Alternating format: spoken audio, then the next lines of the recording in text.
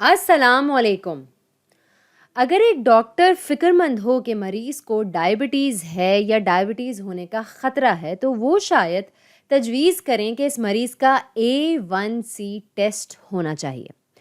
और जो मैं इस वीडियो में करना चाहती हूँ, वो ये कि ज़रा सही तरह से मालूम करें कि A1C से क्या मुराद है और ये किस तरह ताल्लुक़ रखता है डायबिटीज़ से या डायबिटीज़ के साइड इफ़ेक्ट से किस तरह ताल्लुक़ रखता है ये, जो कि होता है हाई ब्लड शुगर या हाइपरग्लाइसीमिया। तो ये करने के लिए ज़रा सोचते हैं रेड ब्लड सेल्स के बारे में। और शायद आप सोच रहे हों कि इसका क्या ताल्लुक़ है डायबिटीज़ से। तो इसके जवाब पे हम थोड़ी देर बाद पहुँचेंगे। तो रेड ब्लड सेल्स हमारे खून में ऑक्सीजन को अपने साथ लेकर घूमते हैं। वो दिखने में कुछ ऐसे होते हैं। स्ट्रेप्सिल्स तो खाई होंगी आपने कभी, तो ये बिल्कुल स्ट्रेप्सिल्स की तरह होते हैं। और रेड ब्लड सेल्स के अंदर लाखों करोड़ों की तादाद में हीमोग्लोबिन प्रोटीन्स या हीमोग्लोबिन मॉलिक्यूल्स पाए जाते हैं। थोड़े हीमोग्लोबिन प्रोटीन्स मैं यहाँ बना भी लेती हूँ। मेरी जानकारी के मुताबिक एक रेड ब्लड सेल में तकरीबन 200 से 300 मिलियन हीमोग्लोबिन प्रोटीन्स पाए जाते हैं और हमारे जिस्म में रेड ब्लड सेल्स की तादाद भी लाखों करोड़ों में होती है। तो हमारे अंदर बहुत सारा हीमोग्लोबिन मौजूद है और हीमोग्लोबिन से ही रेड ब्लड सेल्स को इनका लाल रंग मिलता है। जब हीमोग्लोबिन जुड़ता है ऑक्सीजन से, इसका लाल रंग हो जाता है। तो ये सारे हैं हीमोग्लोबिन प्रोटीन्स। अब पता ही लगता है कि अगर हीमोग्लोबिन के इर्द गिर्द कुछ ग्लूकोज मौजूद होगा, मैं वो कुछ ग्लूकोज इस हीमोग्लोबिन के आसपास बना लेती हूँ। तो अगर इसके इर्द गिर्द ग्लूकोज तैर रहा होगा, तो हो सकता है कि हीमोग्लोबिन और ग्लूकोज एक दूसरे से टकराएं बिल्कुल ठीक तरह से, कि वो एक दूसरे से जुड़ जाएंगे। तो फिर आपके पास एक ऐसी सूरत हाल होगी जहां आपका ग्लूकोज जुड़ जाएगा हीमोग्लोबिन से। अब ये जो हीमोग्लोबिन है जिससे ग्लूकोज जुड़ा हुआ है, इसको कहते हैं ग्लाइकेटेड हीमोग्लोबिन। और एक और नाम जो ग्लाइकेटेड हीमोग्लोबिन का है, वो है हीमोग्लोबिन A1C। अब शायद आपको थोड़ा थोड़ा समझ आना शुरू हो। जब आप अपने A1C लेवल्स को नापते हैं या मेजर कर रहे होते हैं, तो वो टेस्ट है कि कितने फीसद हीमोग्लोबिन A1C है। तो जब आप एक ब्लड टेस्ट करते हैं, तो वो यही देखते हैं कि हीमोग्लोबिन A1C की मिकदार कितनी है पूरे हीमोग्लोबिन में। और अगर आपका नॉर्मल ब्लड शुगर है कुछ लंबे अरसे से, तो इसमें आपकी हीमोग्लोबिन A1C की रेंज जो होनी चाहिए है, वो होगी 4% से 6% के दरमियान। हो सकता है कि मुख्तलिफ लोगों के मुख्तलिफ A1C लेवल्स हों, लेकिन 4 से 6% को नॉर्मल समझा जाता है। और अगर 7 या 8% से ज़्यादा होगा, तो जैसे कि 9 या 10%, तो इसको ज़्यादा समझा जाएगा।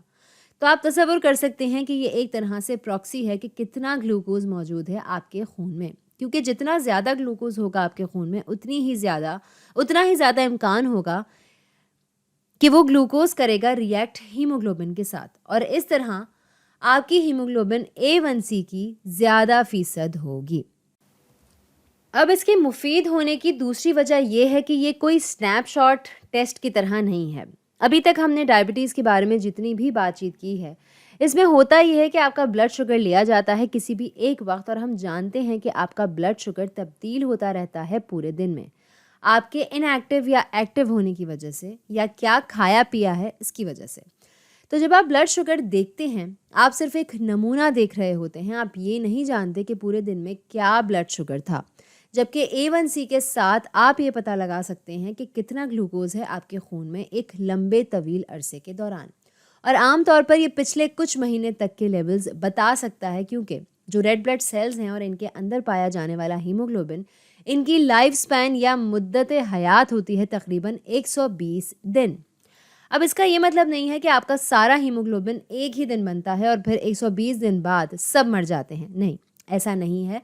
हो सकता है कि आपके कुछ रेड ब्लड सेल्स और हीमोग्लोबिन सिर्फ कुछ सेकंड्स पहले ही बने हों, और कुछ हो सकते हैं जो 120 दिन पहले बने थे। तो अगर एक एवरेज निकालें इनका, तो ये होंगे तकरीबन 60 दिन पुराने, 60 डेज, 60 दिन, कह लेंगे 2 महीने।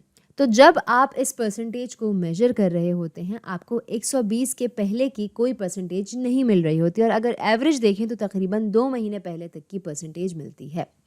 तो जब ज़्यादा फ़ीसद नतीजा आता है तो इससे ये पता लगता है कि मेरे जिस्म में एवरेज हीमोग्लोबिन मॉलिक्यूल तकरीबन 60 दिन पुराना है और अभी से ही ये 7 से 8% ग्लाइकेटेड हो चुके हैं, जो ये इशारा करता है कि मेरा ज़्यादा ब्लड शुगर है बनिस्बत एक आम आदमी के। एक आम सूरत हाल में सिर्फ 4 से 6% मेरा हीमोग्लोबिन होगा ग्लाइकेटेड। तो अब शायद आपको पता लग गया हो कि A1C क्या होता है, लेकिन अभी भी एक बहस चलती है कि ये कितना फ़ायदेमंद है या ये क्या क्या मेजर कर रहा है या कितने पीछे तक मेजर कर सकता है आपके ग्लूकोज लेवल्स। लेकिन जैसा मैंने कहा था कि दो मुख्तलिफ लोगों के जिनके बिल्कुल एक जैसे ब्लड शुगर्स हैं, इनके मुख्तलिफ A1C लेवल्स हो सकते हैं। इस बात पे मुनहसर कि इनकी उम्र क्या है या फिर इनके साथ कोई और मेडिकल कंडीशन है या नहीं। तो आज के लिए इतना ही।